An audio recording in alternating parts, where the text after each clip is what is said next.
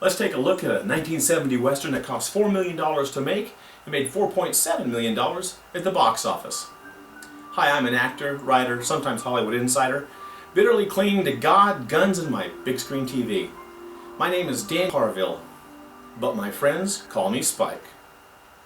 Understanding Two Mules for Sister Sara, starring Clint Eastwood, takes a bit of a backwards glance to chart the trajectory of his cowboy persona, starting with the Western TV series Rawhide, in which Eastwood played cattle drover Rowdy Yates from 1959 to 1966. As you may know, almost everybody in the film business takes the summers off. It's called the hiatus. Just before the summer of 1964, Clint got an offer to star in a low-budget Western feature to be shot in Spain during the hiatus. Now, even though Clint was a regular on Rawhide, had been for 5 years at this point, he was still cleaning swimming pools during the summer to make ends meet, so of course, he took the offer. The Sergio Leone spaghetti western trilogy, sometimes called the Dollars Trilogy, comprising of 1964, A Fistful of Dollars, 1965, For a Few Dollars More, and The Good, the Bad, and the Ugly in 1966, propelled Eastwood into stardom and made him a Western icon as the man with no name. Now, he didn't do anything in 1967 except pre-production for his 1968 film, Hang 'em High, although shot in New Mexico, very much the full flavor and rich texture of spaghetti. The musical Western Paint Your Wagon in 1969 was next, where he played a gold miner named Partner, also a man with no name, until just about the final scene of the movie.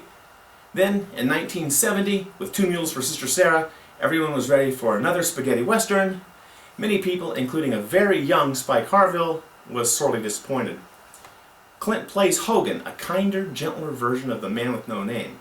Hogan comes upon a single woman, Sarah, being set upon by three banditos who have lovin' on their mind, whether she wants to cooperate or not, which she does not. Clint Eastwood, hero for hire, blazes his way across a land of lust and injustice.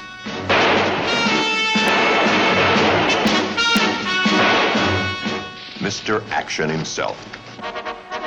Hogan steps in, rescues Sarah, who it turns out is a nun. Sister Sara decides that she's now going to go tag along with Hogan for safety. During their journey, Hogan becomes smitten with Sarah and mentions several times that he wished that he had known her before she took up with the Lord, or words to that effect. Now, it doesn't take long for us to catch on that neither Hogan nor Sister Sara is quite what they claim. Hogan is really a mercenary on a mission to recon a French stronghold, and those French foreign legionnaires in that stronghold want Sarah in front of a firing squad for her role in helping a ragtag Mexican peasant militia fight against the French occupation of Mexico.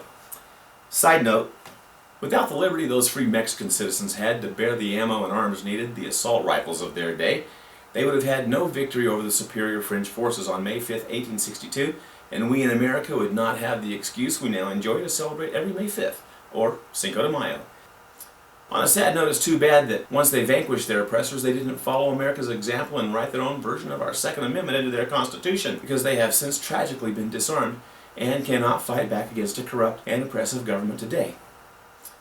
Do you need a more salient example of armed men are citizens, whereas unarmed men are subjects? Just look across the border. This movie starts out with lots of gunplay and dynamite, and ends with lots of gunplay and dynamite.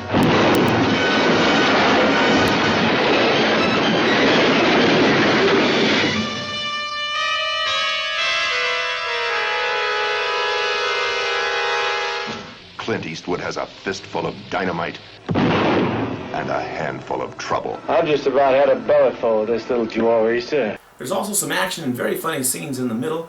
The problem is that the timing is off. The movie is also set during the French occupation of Mexico, which is, as you know, 1861 through 1866. The obvious conflict being that Monsieur Nobel did not patent his invention of dynamite until May the 7th, 1867. But I'm sure that you can enjoy the movie anyway, even with this glaring anachronism staring you in the face. Clint Eastwood and Shirley MacLaine are consummate actors and do justice to what there is of a storyline, although they have very little on-screen chemistry. I've actually seen Eastwood display more chemistry acting opposite an empty chair. Eastwood and MacLaine, even though they don't have much chemistry, what they do have works. The inside story is Eastwood and MacLaine really didn't like each other much. Don Siegel, who directed the film, and Eastwood were a bit intimidated by her, and she did precious little to thaw the onset tension. Eastwood was introduced to the part by Elizabeth Taylor, who was briefly slated to play the part of Sister Sara before she turned it down. So how does it rate? Well, I asked 10 of my actor friends and filmmaker friends to come up with something on the 5-star scale.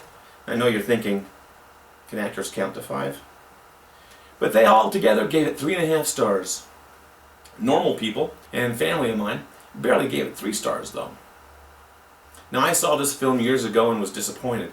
But now that I'm over the fact that it's not a Sergio Leone spaghetti western, and more of a spaghetti with light clam sauce and sprinkled with Mazithra cheese, shot in Mexico by Americans instead of shot in Spain by Italians, well, I enjoyed it much more the second time. It shows Eastwood's broader acting ability. He's got humor, he's got heart. Hogan is a real guy in a real conflict in a real world. 2 Mules for Sister Sara has aged well. Along with my filmmaker friends, I give it 3.5 stars. Thanks for watching.